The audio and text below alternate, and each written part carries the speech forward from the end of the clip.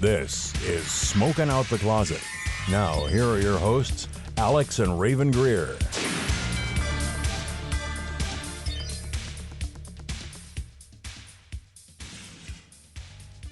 Hi, my name is Rayven. I use she, her pronouns. Hi, I'm Alex. I use they, them pronouns. And welcome back to another episode of Smoking Out the Closet.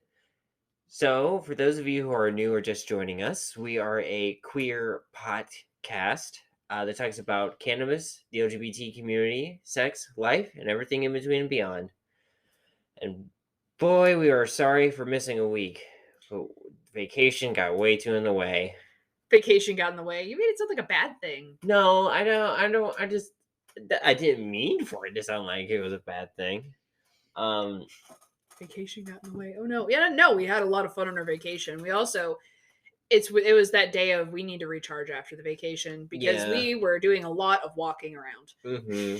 And we pushed it back and tried doing a release on Tuesday, on schedule, and they were like, no energy, no spoons, no. So before we get into what happened on the vacation, excuse me, keep hiccuping for some reason. Do you want to talk about what we're using today? Yes, absolutely. So we got an eighth of Insa's ICB or ice cream bean. Pennsylvania's market, a lot of people are abbreviating either for just the labels because they only have so much room on them, or they're worried that they're going to be too appealing to kids because the DOA is just weird standards in the state of Pennsylvania. Who knows? I like it. So it's got almost 21% THCA and about a full percentage of THC in it, so about 22%. The only other cannabinoid in it is CBG at 0.133%. And then it looks like its highest terpenes are limonene at 0.735, caryophyllene at 0.535, and beta-myrcene at 0.329. It's not a bad strain. How you feeling on it? Everything is so quiet. Can I just say that right now? Because okay, I have ADHD. I think I've mentioned this before, but if there's new people joining us, I have self-diagnosed ADHD. I've talked to a therapist, not licensed, so she couldn't tell me that I had it. Mm-hmm. But sympathized with me. All the signs point to it. She had ADHD as well. And yeah, everything points to it. And this makes my brain quiet, and I'm not quite sure how to feel about it because that's what I'm getting from it right now. So I'm hyper aware of Bear is over here in the box and he's making noise. My chair is being very squeaky right now. And I was shaking my leg and I'm thinking, I'm really hoping that doesn't get picked up on the microphone.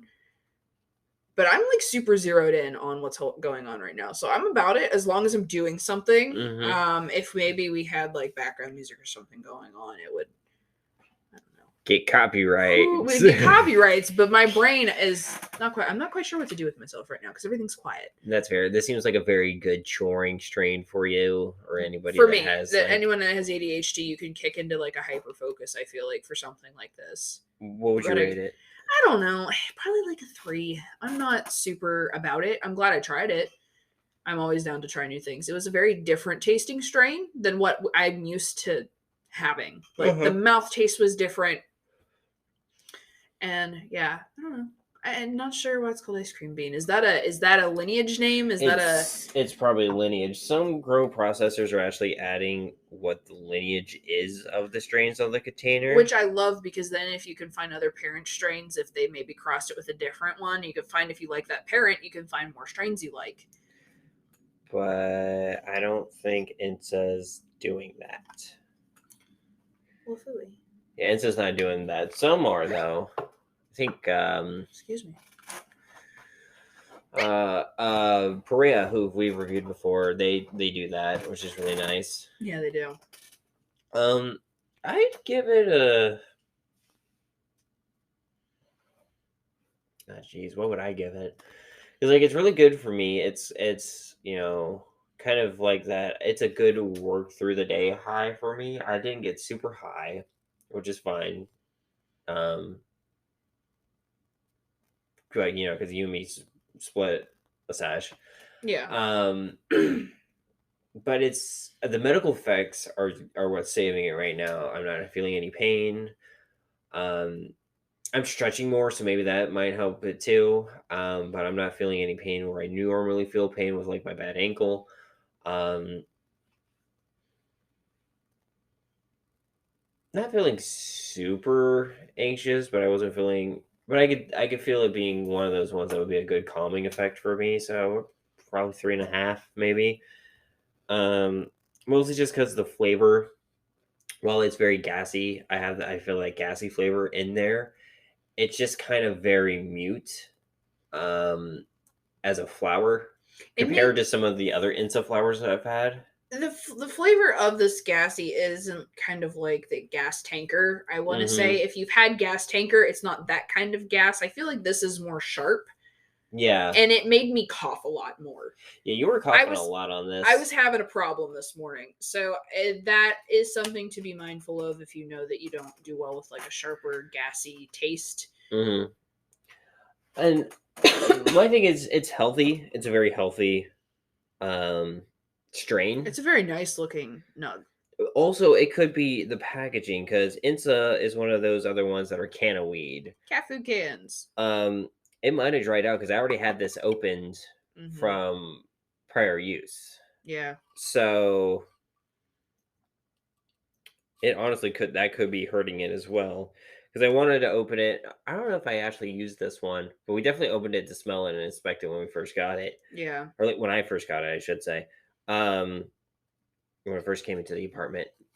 I like doing that, but then I've also gotten myself out of the habit of doing that because I want that first time I sit down with that strain to be like, I just cracked the seal on it from the manufacturer. I feel like it keeps it a little bit more fresh before you like break the tamper seal on some of them. Mm-hmm.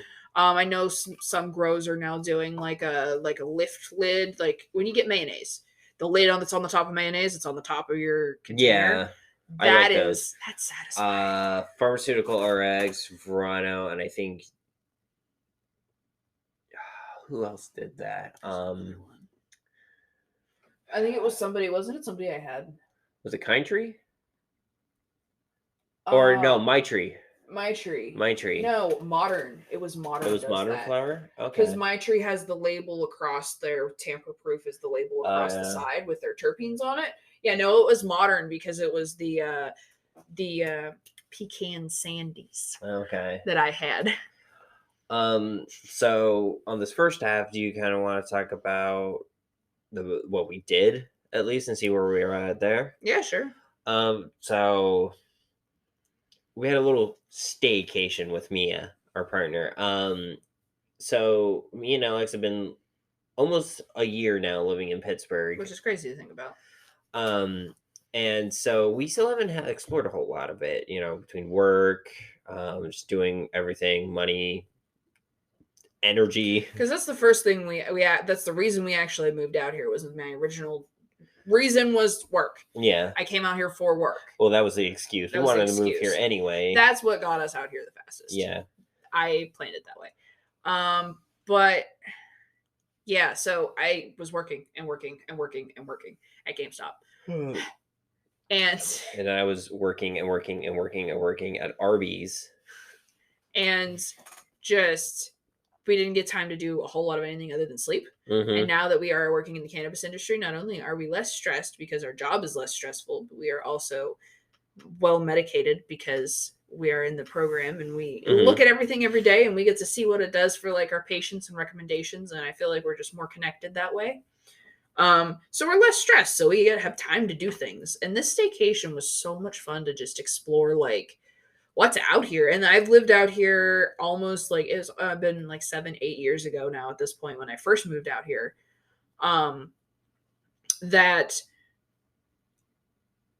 Sorry, I just remembered something I wanted to talk about later. But that it's been that long and there's some stuff then that I didn't get to do because I was out here for college. Like I was broke then. So having the ability now is so super cool. Yeah. So the first day, Mia treated us to Kennywood, which I feel like I was a wasted ticket. I'm not gonna lie. I still had fun on the rides I could ride, and I kind of get where my mom was for a long time because you would have to pay for Busch Gardens, but you would never ride on any of the rides. Yeah, we also didn't know how you were going to do since your head injury. You're right. And this was your first time being at a theme park since your head injury. You're right. And amusement park. Sorry, correct. I said amusement park. Cannington's an amusement park. Semantics. It's like cemeteries and graveyards. Yeah. Squares and rectangles. But it's basically I got sick. And it was mostly between like flashing lights and fast rides, a bunch of loops. And it's fine. Now we know. Yeah. So whenever we go to another amusement park or theme park, I can't do those rides. I also had a very bad overstimulation situation while we were waiting in line for the haunted manor thing, like the ghost thing, because there were so many people in the way that like they had like an overhang that we were underneath the building basically, and you were lined up, but the way that like the sound in there was, and there were so many people talking at the same time, I could hear it kind of like echoing because you were kind of enclosed a bit. And that was just way too much for me. And then being in the sun and coming out from the sun, like we were in the shade then too, I could feel how much that had beaten on me and worn on me and how dehydrated I was. Yeah. So yeah, I mean, I'm definitely not that kid I was in high school that would go to Del Grosso's every fucking year and just ride every ride and be out in the sun all day on the pavement and get burnt and not give a shit and just go to school the next day. I cannot and not do that again, like anymore. That was a lot, but I mean, I had a lot of fun. Like it was. We did have fun. Can we talk about those French fries? Oh yeah, the potato patch fries. The patch fries. Those were good. Those were so good. Not really good coming back up though. No, I felt so bad. With the gravy, I was surprised you didn't get sick from the gravy because that's actually beef gravy, and you've kind of developed a thing with red meat. That's why I stuck to the cheese. That was the lesser of two evils there at that point. The red meat intolerance has gotten worse than the lactose intolerance. Now, don't get me wrong, the lactose intolerance to a point has gotten worse, but it's kind of actually plateaued. It's gotten the worse it's gonna get. It kind of eased off a bit. But I'm so sorry. I'm a child. Anyway, that was the lesser of the two evils. So I stuck to the cheese instead of the beef because I didn't want to. The beef actually makes me nauseous if I have too much of it. So I hate throwing up. I try to avoid it at all costs. I cough too much. I almost throw up. This like I did with when we were session before the show, and I started choking on my own spit. That was not great. I will say though, like once I did, I felt a lot better, but I was pretty sure it was the flashing lights. Yeah. Because since my head injury, I have kind of basically just light-induced vertigo issues, and it was just the light, and I was like, nope, I'm gonna, That's why we don't go to the movies, really. The movies... That's also really loud. I don't know how well I can do the movies anymore. I will say movies have gotten easier because I'm okay with movies. It was just that had a lot of flash. Because every time you would shoot a target, like for a ghost, it would flash white, and it's like that is, yeah, that's kind of hard on me. Hard on someone with epilepsy as well. I mean, I'm glad I didn't get a migraine. I just ended up getting sick. I was worried about you getting a migraine. Also, the sun, it hot, dehydrated, walking. Also, I was pretty hydrated. Yeah. Well, I mean, I wasn't like deathly dehydrated or overly hydrated. I was pretty in the middle. I will say we had a better time at the Pennsylvania Fair though, which was just as hot, and we were wearing more clothing. I don't understand how that worked. It's shaded and it's not asphalt. Yeah, there's not as much asphalt. It's the paths are paved. It's not a big slab of asphalt shit sitting on top of it. No, it's also metal. There's not as much metal around you. That too. The buildings are wood. There's not a lot of like electrical stuff and moving parts and stuff. I will say it did get kind of warm over where like we were getting turkey legs at the Renaissance Fair. Yeah, and just the glass blowing. And the glass blowing, for obvious reasons. I mean, you figure it out. Yeah.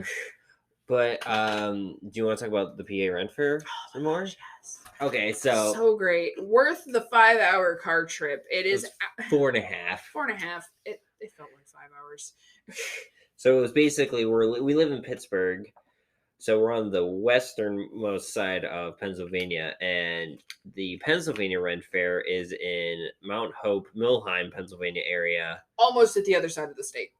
like a stone throw away from Philly. Yeah. So literally driving across the entire fucking. And across the entire fucking state for the Renaissance Fair. Totally worth it. It was. It was the first year back, I want to say, I think it is, the first year back since COVID. It was either the first or second. The first or second. And things have changed since I've been there last. And I'm the only one in the polycule that has been there, we found out. Yeah, because Raven Brain did it dumb. But things have changed a little bit since I've been there. But it's so much fun. And like, I got super into it. I was so glad that I could shut my brain off. Yeah. And just got super into it. I got into character. I love it. You really did. I'm a LARPer and a Pirate. D&D player, so, like, of course I'm going to be into my character. So, it was Pirate Invasion weekend, so, we all donned pirate-based outfits. It was all cute. You were, like, a little tavern keeper. We kind of just... I ended up with a necklace that I bought. I think it was the necklace that did it. The necklace I bought was a wishing bottle. I didn't have it on. My wishing bottle necklace. I should take a picture and put it on Instagram on the podcast. But sorry. I had like a Will Turner thing from Pirates of the Caribbean going on, and I was about it. I had my hair slicked back. It was before I cut it, but I had my hair slicked back and everything, and like, yeah, it was fun. It was kind of funny too because there was like we had like this little story of like how we like kind of just like stole your tavern and everything in it, including you, including me, and like you kept me on board of the ship. But it was more of like kind of like Will Turner. It was kind of like, yeah, you ended up in this situation. You're free to go at any point, but you're kind of just... I'm just kind of here. Yeah. I'm staying around. You're kind of like, well, what are my other options? Exactly. Because what the hell am I going to do now? You took my livelihood. I'm not going to go back there, obviously. And you seem to be traveling with us. You kind of got branded like a pirate, like Will Turner did. Exactly. So I guess I was Will Turner. Yeah. So, but it was kind of funny because like every time like the Queen... Every turn we would freaking make. It looked like we were following her, and we weren't. We swear. The poet, we ran into the poet a bunch too. But like the Queen, everyone was like, "God saves the Queen." And I'm literally like spitting every time, and I was like, Pfft. And Alex was like, "What?" And I'm like, "People aren't cargo, mate." And I literally walked off, and like, "What?"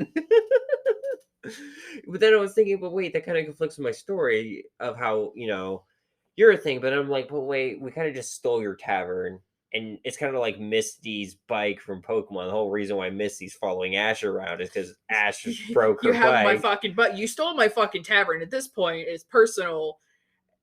What am I gonna do? Yeah, so you're like have this weird like semi vendetta. So I'm like, okay, I didn't kidnap you, but I gotta.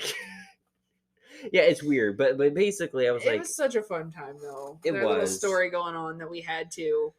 Yeah, we took part, like, we watched the wedding, we watched the joust. The joust. And it was kind of funny, because Mia was like, no, I'm voting for the bad guys, because we're pirates. And I'm like, yes! And then I found out that the good guys were from England and Scotland, and I'm like, ah, crap, family. I gotta vote for my roots, guys. I'm sorry. Good side. It was a good story, though. It was really fun. I would love to one weekend. I never actually got to do this because I get so distracted with everything. But I would want to go to everything in a line. Like, there are things that connect throughout the whole day for that whole story.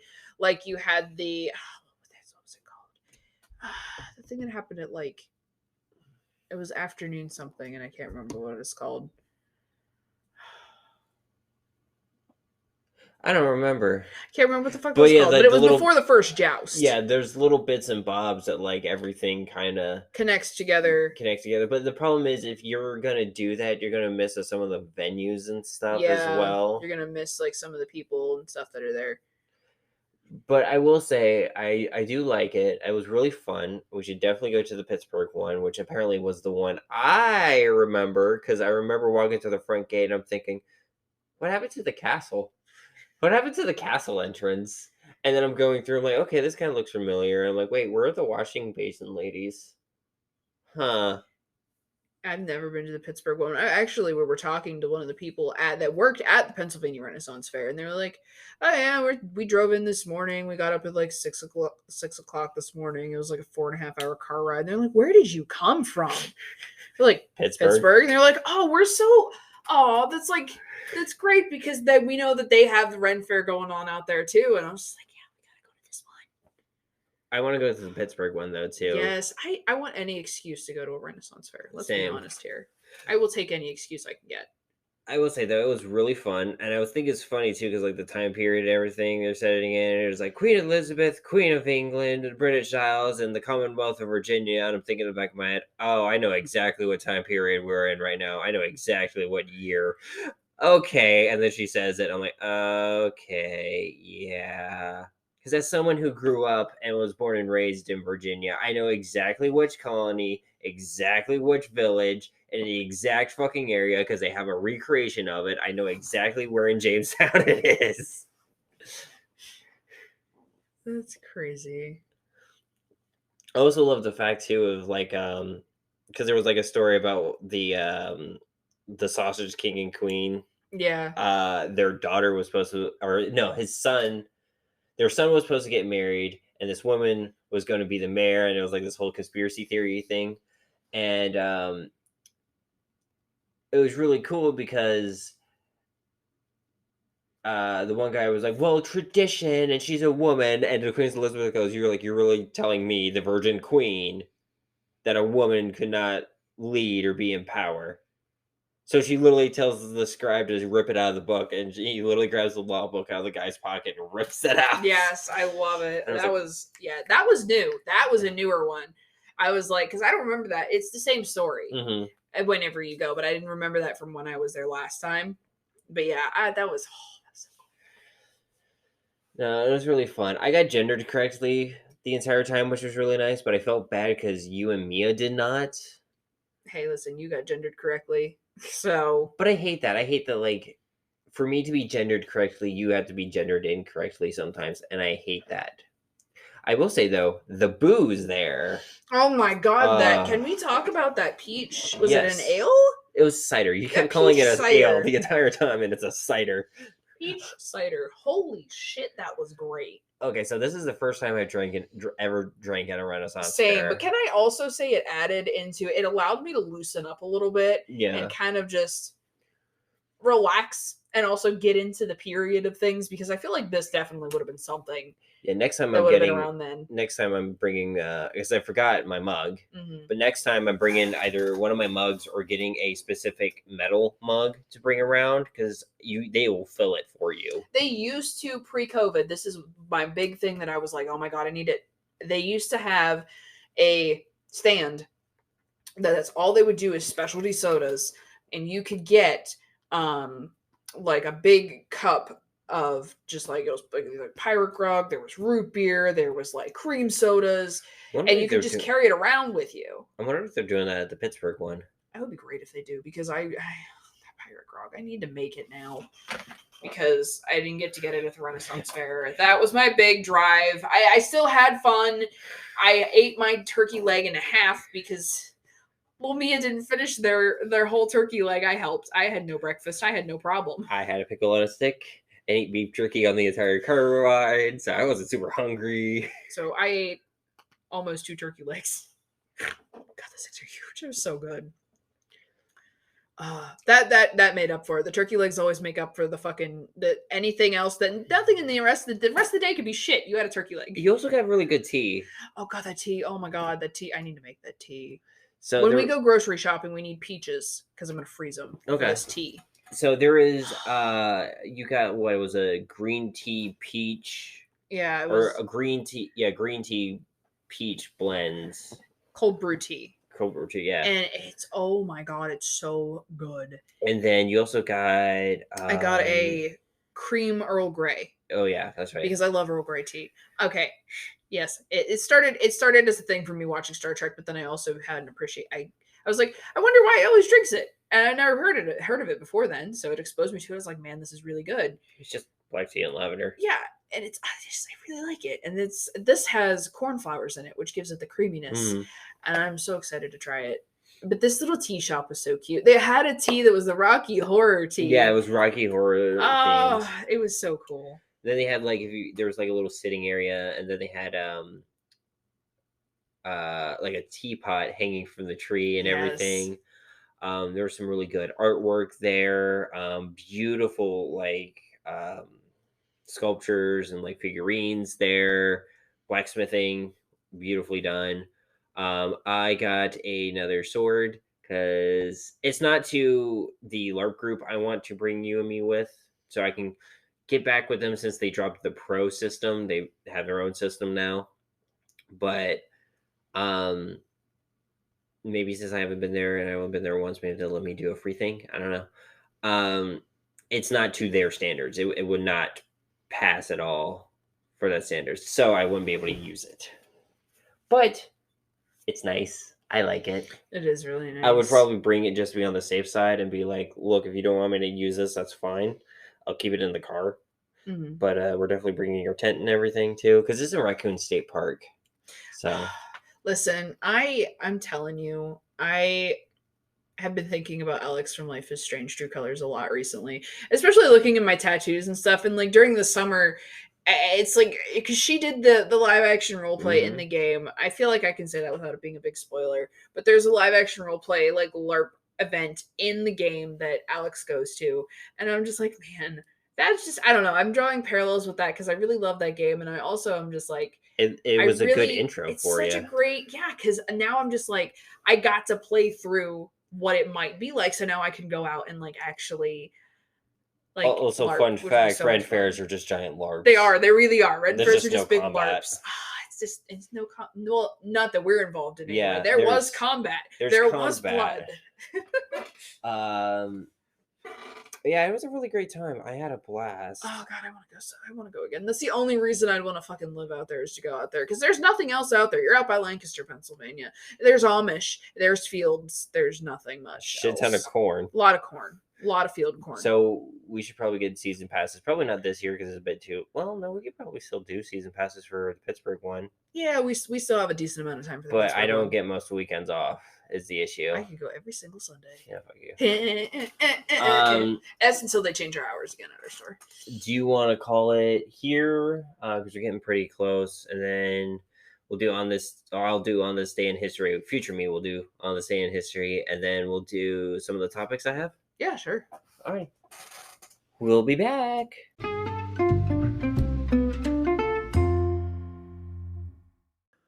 To another episode of On This Day in History. We're starting on September 6th, 1935. New York University professor Dr. Lewis W. Max tells a meeting of the American Psychology Association that he successfully treated a quote-unquote partially fetishistic homosexual neurosis with electrical shock therapy delivered at intensities considerably higher than those usually employed on human subjects. Max's presentation is the first documented instance of aversion therapy to, quote, cure homosexuality. 1963, Bayard Royston appeared on the cover of Life magazine with A. Philip Randolph as the organizers of the March on Washington.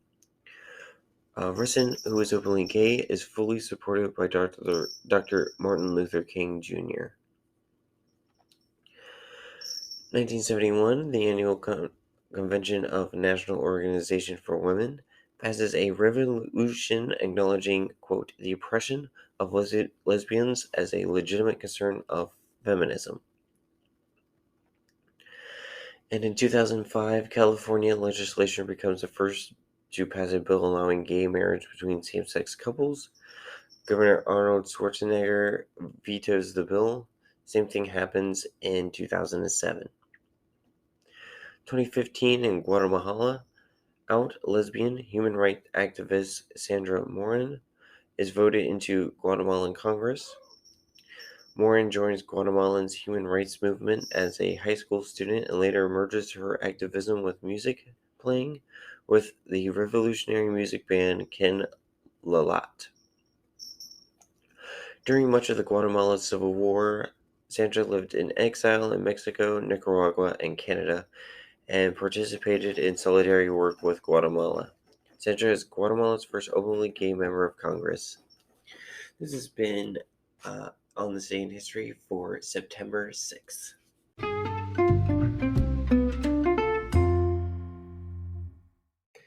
And we're back. So the first thing I wanted to bring up was the fact that recently, our current lieutenant governor, running candidate for the Democratic Party for Senator of Pennsylvania, John Fetterman, recently met with Tom Wolf and Joe Biden. Now, I think that's what they are. I know he met with Tom Wolf. They said someone told me he was gonna meet up with Joe Biden here soon.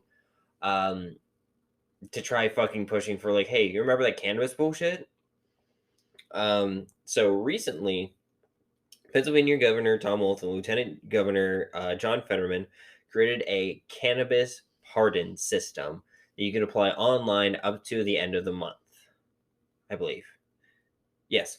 So it's an online application form to be pardoned, and it's facilitated by the Pennsylvania State Board of Pardons. Basically, the governor, like any senator or governor, can pardon somebody in the state, as long as it's not a federal crime, which most of these low-level cannabis charges are state crimes. You can be a felony, but you're not like a federal prisoner, I think is how it works. Okay. I could be wrong. But this shit has always confused me. it's So very I'm confusing sorry. with pardons. But like I think it's because of the amount is key here. Because it's basically anybody who was convicted for non-violent cannabis crimes with up to 30 grams max of cannabis or of marijuana or 8 grams of hashish or hash. That's where I think is the kind of going in, because then if you go above that, that becomes a DEA issue, which you'll go to like big prison where only the president can pardon you. I think that's how that works. I don't know. If anybody listening to this knows anything, anybody who knows how the fucked up the American prison system is, let us know. Brothers at Law, if you ever happen to stumble upon this, because I know you were my skittle in a very early episode, let us know. Yeah, you can probably tag them in the comments. Yeah. But yeah, it's basically what ends up happening is you apply for this application. You have until from the 1st of September to the 30th of September. The board pardons will accept applications through their website, which I will put in the show notes. I've already put it on our Instagram and on our Facebook and tweeted about it, but I will put it on the show notes to be on the safe side for people. But yeah, they're relieving people for non-violent cannabis charges with under 30 grams of cannabis, or a max of 30 grams, I should say. Now, I have some issues or concerns with the program. And I can't find anything wrong with the program itself. It's more of, what if you're homeless? How are we going to do this? Because it's online only. So you have to go to a library if you're lucky. Do you need a permanent address to be able to fill out this paperwork? As far as I know, maybe not. I wasn't able to get to the pardon system. I didn't actually look into get the paperwork started because I don't have a criminal record. But I mean, that's also something that people don't really think about. It's true. You might need a permanent address, or they're basically just going off your records. But then my thing is for those who are still in jail. This is going to be where I'm getting a lot of my concerns for is prisoners or those who are incarcerated. Their access to internet is kind of a privilege, and sometimes with the whole prison system, you kind of have to like fight to survive sometimes, and you can lose those privileges. And some guards and wardens, or the heads of these prison complexes, are extra hard on people of color. So is racial issues within the privatized prison system that we have in America. That was fucking stupid. Why we did this? Is race going to be an issue? Are they going to stop these people from getting this access to it? Because I worry about that. And I will say there's a lot of good with this pardon. Do I think it's implemented in the best way? No. Do I understand why they did an online version? Yes. But I didn't see anything about a written version. I could be wrong because I was looking at it while I was at work. But I really hope that there is a paper version that you can sign in so people can, be able to apply even if they're not like if they don't have access to a computer in one way or the other, and Yeah. there's no age limitation. There's like you can be 60 and got busted in the 70s and that would help it. I think they're full pardons from my understanding, so it's also an expungement of the records. Nice. They're not just getting you out of jail. From my understanding of how full pardons work, they're also getting rid of your records. Again, I'm not a lawyer. I don't fully understand how the law works, how pardon systems work. This is just my best educated guess. So if anybody's listening to this and actually knows the correct answer, tweet at us, hit us up on Instagram, email us. All of our contact information is online on our show notes. My brain just then went skywrite us, but probably don't do that. No, because fuel's expensive and that's bad for the environment. Exactly. No skywritings, please. Um, Carrier pigeon would be cool. That would be cool, but how would we let it in, and also how would it know where to find us? Also, the cats would kill it. Yes. Also, we don't have our address publicly knowledge. The next topic, and I don't know if you've heard of this one before, but conservatives are going buck wild right now. Oh my god, is this what I think it is? Is it She-Hulk's ass? No. Oh god, because that's the thing that people are getting fucking bent out of shape about. Really? Is She-Hulk twerking? Yeah. Oh my god. Okay. People are getting their panties in a wad about it. I did see that on Twitter this morning, and it was basically like, who's into girls twerking? And someone said, not straight men. And someone screenshotted that quote, and then that quoted tweet in the original tweet. Mm-hmm. They screenshotted it and it's like, guys, guess what? It's now gay to like women.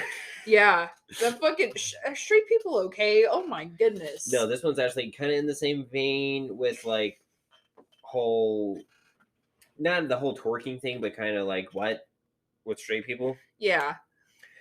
Conservatives are fuming over the fact that a group of anti-fascists, or Antifa, guarded a children's drag brunch on August 28th, last Sunday, in Roanoke, Texas, at the Anderson Distillery and Grill. So, what ended up happening was this distillery had this event posted on Facebook, and the Proud Boy, leaks of Proud Boy, groups and everything were going to be there. The event was called the Barrel Babes Drag Brunch, which is supposed to be an inclusive, everyone allowed drag show. And I looked at the queen's outfits. None of them were inappropriate. Like that school that we covered, that people tried claiming, none of it had leotards exposing. The most skin you saw was hands, wrist, maybe an arm, and then knee down. That, and obviously the face. But that's the most skin you saw on these queens. A lot of them were in costumes. Some, I think one was actually kind of Power Rangers inspired, cool. If I remember correctly. They were kind of doing costumes that kids could recognize and actually have fun with a little bit. Yeah. But it looked like a really fun time. It was kind of like an all ages brunch show, right? Mm-hmm. So the Proud Boys got wind of this. And I guess people were worried about them coming over. So a group of queers and their allies and Antifa members literally went with their weapons, with their firearms, and set up a perimeter by the entrance of the fucking drag show. And this is where conservatives, especially Fox fucking News and Tucker Carlson, fuck y'all, are losing their mind. The fact the queer people are protecting we're protecting our culture. You're getting mad. Yes, because here's the thing. There was a guy, the police showed up, right, and kind of kept them separated. Look, you can protest on that side of the street. They're here to keep these people safe. If you want, in a protest movement, because they have all the forms and everything. If you want to be that, that's fine. Just stay on that side. And they're literally pushing Proud Boy members on the other side of the street, right? And before anybody goes, no, they weren't Proud Boys. No, there was a guy dressed up there who was a Proud member of the Proud Boys, and one that actually cross-dressed. It might not have been a Proud Boy if I remember correctly. A very anti-LGBT person. That like posts on like Donald Trump's Truth Media thing or Truth social media, dressed up in drag, ironically, and went on the other side, and they kicked him back on his side. But yeah, the brunch was billed by the organizers as a place where kindness and inclusivity meets fabulous fun. But the videos that came out show there was more than just fun on the outside. Where with gun-wielding conservative members picketing the restaurants and masked anti-fascists dressed in black standing guard while brandishing the news outlet I'm using, the New Yorker, where I'm quoting this from, brandishing AR-15 style rifles and gay pride flags. Okay, first I want to break that down as someone who was in the fucking military. They were not goddamn AR-15s. They weren't even the fucking M4, okay? They were just black, compact fucking rifles, okay? Listen, any civilian on the street is just going to be like, AR-15. Yeah, it was not an AR-15. Every civilian knows of that gun. Because that's why everything gets called that. What they're alluding to here is like they're fully automatic weapons, which they weren't. They weren't even semi-automatic. They're single shot rifles. I can't remember what company they were, but they're pretty common. It looks very similar to the M4 style rifle, which is probably why they're saying that. But literally, that's just a style of fucking rifle. That doesn't mean it's a fucking M4 or a fucking AR-15 or an AK-47. You know, it's just a style of rifle. There's no different than a hunting rifle being very similar to like a sniper rifle. It's a very similar design, very similar build. It's just the internals are made differently. So the sniper rifle can shoot longer, farther distances more accurately. Like the barrel's a little different on the inside and a little longer. But how's that different from a regular hunting rifle in looks? It's not really. Yeah. So that's kind of that same vein. And I don't like how the New York Times, was it the New York Times or New York Post? I can't remember. That's the only thing I quoted from them. Mm-hmm. I didn't actually source the quotation because that kind of pissed me off of like AR-15 style guns. I'm like, but anyway, but they had gay pride flags and like ally flags and everything on their either uniform. They have bandanas tied in around them. I can actually look.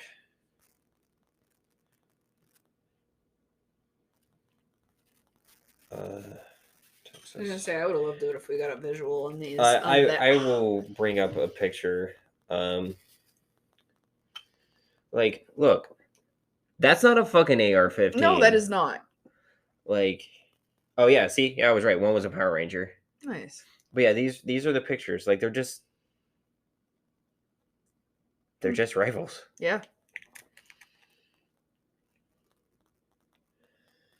But like, when I say it looks more similar to the M4, that's the M4 right there. Mm-hmm. So that looks more similar, you know. But like, literally, I could just look up civilian rifles.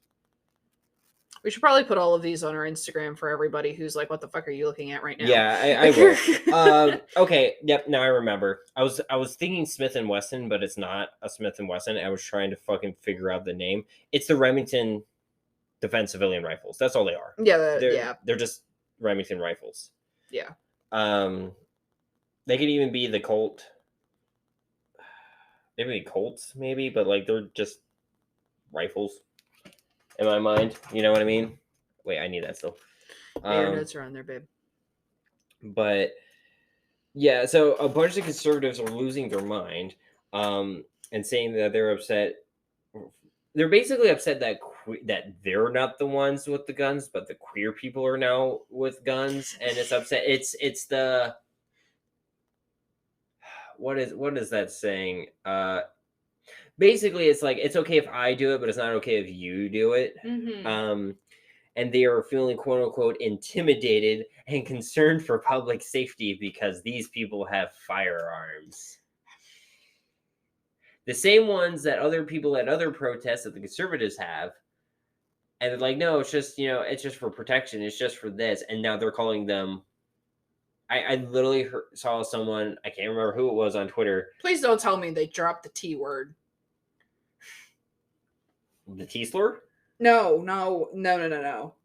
The one that everybody likes to throw around all of the time. Oh. When things get a little crazy.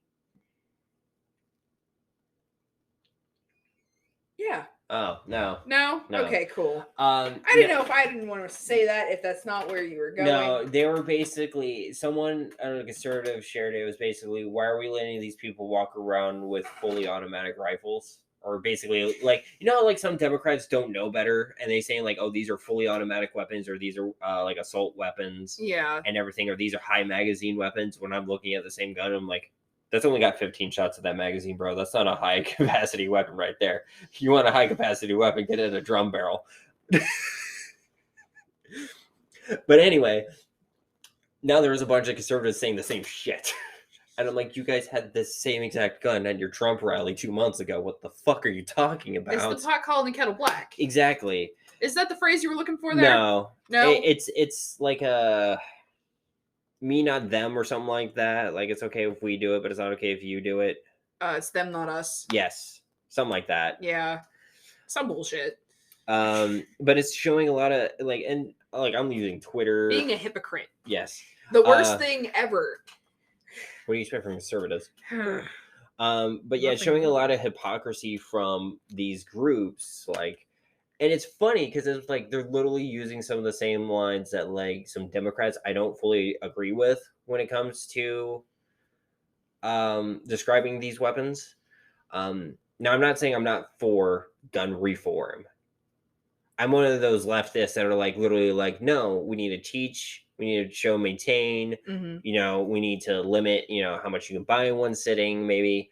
But we need to make sure that everyone knows, like, the same training I got when I was in the military, same training everyone gets in, like, other branches of the military. You need to learn how to properly maintain, properly store, properly fire, and need to make sure that you're okay mentally and physically to use this weapon, That I'm okay with. Taking them all away, but I understand, that's going to be the thing that protects everybody. That's going to be the thing that protects everybody.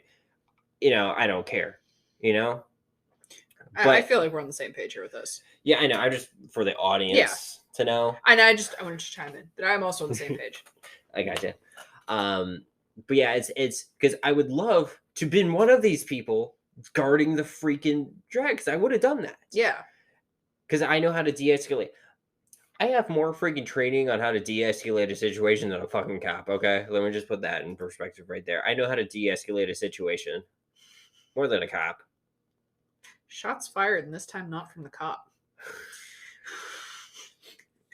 But, so my final thing I wanted to talk about, which is a new topic I actually added today to my list.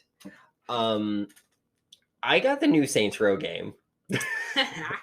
And there are mixed reviews. This is going to be a little more nerdy kind of side of it, but it's on topic for our brand of, like, queer stoners. I trust me, okay? The new Saints Row, it's a reboot of the series, so it's like a restart. So I just remembered my other little side weird topic that also kind of loops in. But you can talk about your Go ahead. You're already halfway in yours. I just wanted to make sure that I said something because I'm going to forget again. Okay. This is ADHD brain reminding me. Okay, I gotcha. No, but so right off the bat, they just either refer to you as boss or they, them. They never once say your character's pronouns. Yes. Like, literally, after you make your character, or if you're like me and downloaded the Boss Factory and already pre-made the game, while you're waiting for this game to release, they're literally like, this person comes up, wants to speak with you, and there's a bodyguard standing outside the door, and then they go, "Oh, you're here to meet the boss. They're in there." And I was like, yes, there's no clothing limitation on body type or anything. Yes. You can literally just design your character. It's a slider bar. While you can't see the bottom half, you can kind of allude of what it is. Okay. But you're basically like, do you want tits or not? Cool. do you want your voice deep or not? And there's kind of like a scale. It's not like a pitch editing skill like in Sims. Yeah. There's like 8 pre-established voices, but I think it does a pretty good scale. Okay. But also does accents through it too. Interesting. So would I like to see it a little more wider? Yes, but I'm not gonna kind of distinguish on the fact. Sorry, I just think I saw a spider. Like, what the fuck? You were just standing behind me. I got so paranoid. No. I thought I saw a spider, but it was actually my text for my phone sword. I see that. I was so scared. It's fine. But I'm gonna wrap up real fast so you can do your little topic here. One of the main side characters of the game, Kevin, or Kev as he's called, is either canonically bisexual or pansexual. They don't. I'm not finished. I'm not even halfway through the game. But is canonically queer. There's gay pride flags all over wherever you like your character's like apartment or like the church they use to make themselves the saints. Everywhere, pride flag. But Kev is either canonically bisexual or pansexual or just queer. You know, maybe doesn't have a label. It's fine. But there was no jokes made about it. Like there was one part where like, oh, I got to contact one of my old friends. I can't remember what the name. I think it was Tony, but it was spelled Toni. And they're like, well, which one is it? Wait, you mean the guy with the patchy beard or something like that? No, Tony, the chick with the mohawk. They're like, oh, okay, that one. I liked her. Nice. And then there was a part where we had to like go find like these app developers, and it was like, yeah, no, we should be good. I know where they live. If they haven't moved since last time we hung out. We used to date. What? Which one? Both of them at different times? No, at the same time. And I'm like, okay, cool. Okay, yep. And I was like, I was going up to it. I'm like, wait, is this gonna be like a guy, girl, 2 girl? And it was both guys. So it's just just all guy triad. Aww. And I was like, okay, that's kind of cool. So I love it. Really cool representation in it. Some people don't like it. I like it as someone who's played 2 and up. Way better than 4. I feel like it's a good mix of like the good things from 2 and 3. What's your little topic? So, really random, really crazy, really quick. It has been 7 to 8 years since I've lived out in Pittsburgh, right? Mm-hmm. It showed up on my timeline that I was on Yik Yak in Pittsburgh 7 years ago, about a week ago, which spurred me to go to the Google Play Store, and TikTok, and Yik Yak is now back for Android. It has been out for iPhone for about 6 months now. It is now out for Android, and I am now back after 7 years on Pittsburgh Yik Yak. And can I just say, I miss those socks. I used to have Yik Yak socks, and I don't know where they went. You're so fucking excited. This stupid little app made my college experience, and it was great. Dude, For those of you who don't know what Yik Yak is, it's a location-based anonymous app where you can just post the randomest fucking shit, and I promise you it ties into the podcast. Because there are people, they're looking for weed, they're looking for ass, they're looking for, like, college parties, they're talking shit on, like, Pitt University, and it's all within a 5-mile radius of wherever you were standing at that current time. So, like, when I go to work, I go to a different Yik Yak zone than when I'm at home. You can also expand the zone, from if I recall. You can go used to be able to. Whenever they re-released it, you can't anymore. There's a global yak still that is yaks that are the most popular yaks around the entire world, which is really cool. But I'm so excited about this because, like, I think I'm gonna tag them in something with the podcast. They might actually send us shit because they sent me socks for reviewing their app. That's cool because they're just that fucking cool. Or at least they used to be. I hope they're still that cool. So, here's my experience with Yik Yak as someone that experienced it when it was in Penn State my freshman year. Mm-hmm. A lot of just sex videos of college students. I mean, literally just a bunch. They added a video thing onto Yik Yak, so you can post videos anonymously, and yeah. Not sure how well that's gonna go over. No, because like a lot of people were sending pics, or like not safe for work pics, or linking like Reddit posts or places, or like a Snapchat profile. Like there was a guy who literally had it was called Best of Penn State or something like that, and it was just these people who hopefully consensually sharing these videos of them having sex. And I remember seeing one of this couple having sex in a fucking stairwell. My experience with Yik Yak, if Amber, if you're listening to this, hello. When I went to RMU, I was like, I need friends. I don't know what to do. And I posted on Yik Yak, hey, anybody want to hang out?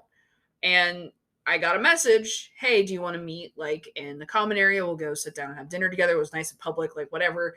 And I was like, yeah, sure, why not? And that's how I met my friend Amber, who is the one who sent us the Christmas card a while ago. That is how we met, was through Yik Yak. Oh, okay, that's more wholesome. That's how we met, was through Yik Yak. So maybe it's just Penn State's full of perverts. It is Penn State. Listen, it is Penn State. Did you see the fucking, oh my God, the article that I sent you about fucking Penn State and oh my God, the thousands. So can we talk about that real fast? Yeah, we got that. Like is what I wanted minutes. to talk about today. So the fucking stupid ass like party or whatever the hell happened after that Penn State game. They beat Purdue. Ooh, it's fucking Purdue. Whoop-de fucking do. But Jesus Christ, I'm so glad I don't live there anymore. Fuck.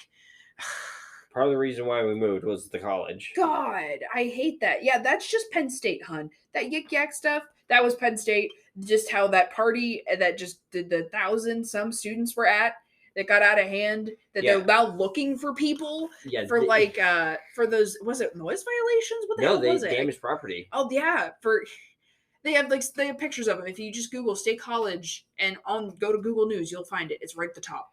It's literally like that stereotypical, like somebody's sports team won, so they partied, and then the party ended up in the streets, and they were celebrating, and like literally like they damaged cars, poles, street signs, you name it. It was bad, but that's half the reason why I like Penn State is because they don't regulate shit like that. And the other half is just all the freaking assault that happens on campus. And they don't fucking do anything. God, State College is a wild fucking place. State College fucking sucks. It is. That's why, like, okay, so we're poly. Going on dating apps and shit like that, if you have Penn State shit on, I was talking to somebody about this earlier. If you have Penn State shit on, if you have Penn State in your profile, if you have I Love State College anywhere in your bio, if you have pictures of you drinking at a Penn State sorority party or frat party, I'm not swiping right on you. You're going left into the abyss. State College is not a personality trait, and anybody who is listening to this that is going to Penn State and you think like this, you're wrong. And here's my biggest issue with Penn State. They are a state-funded university. They told me I could use my GI Bill. Didn't tell me until finals week, my first semester, that I couldn't use it. And they already approved everything. They're like, yeah, you can use it, da-da-da-da-da. And didn't tell me until finals. One of the professors said it best to me. It's a great place for an education resource because they have such a big wide range and net, but is horrible as a business perspective because they're fucking over every student that walks in.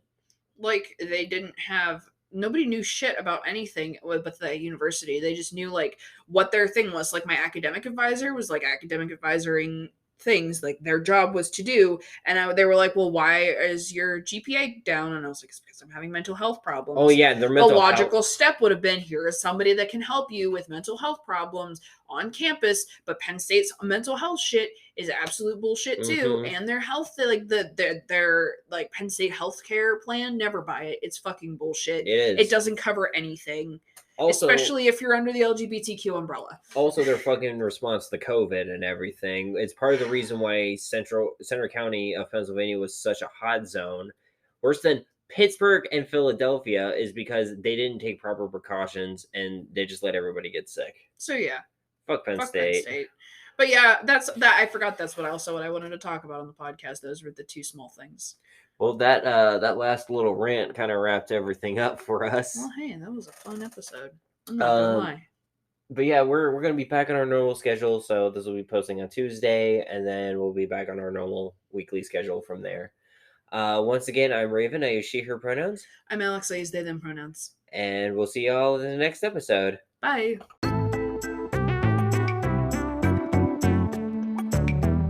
Rayven here. I just wanted to make a little ad for our Patreon that we started first and foremost, all the funds generated with this Patreon is going to go directly back into the podcast, whether that's better equipment so we can make better sounding episodes, give you guys really cool stuff like stickers, pictures, nice little trinkets from us, or be able to travel to places where there is legal weed or there's certain LGBT communities that we want to interact with and talk to, and potentially have some really cool guests come on the show. Now, right now our Patreon is bare bones, and I do apologize with that, but we hope to make it a little better as time goes on. Right now we have 3 tiers: flower, vape cartridges, and concentrates. Flower is $3 per month, vapes is $6 per month, and concentrates is $9 per month.